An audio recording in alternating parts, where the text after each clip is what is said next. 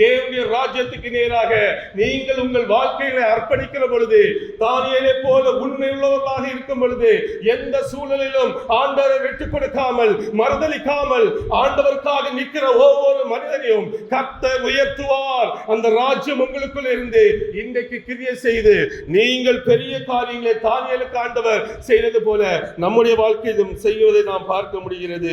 ஒரு புற மத பேரரசு வேற ஒரு பேரரசின் மையத்துக்குள் தேவ ராஜ்யம் ஒரு வாழ்க்கையிலே வர திறன்பட அனுமதித்தார். யாரு? தாவீது.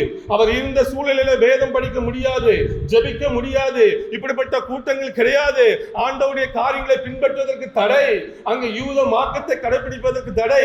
அப்படிப்பட்ட வேற ஒரு ராஜ்யத்தில் இருந்து தேவனுடைய ராஜ்யத்துக்குரிய காரியங்களை அவர் தன்னுடைய வாழ்க்கையிலே வருவதற்கு ஒவ்வொரு நாளும் அனுமதித்தார். தினமும் 3 வேளை ஜெபித்தார், தேவனுடைய ராஜ்யம் அவருக்குள்ளே வர வேண்டும் என்று.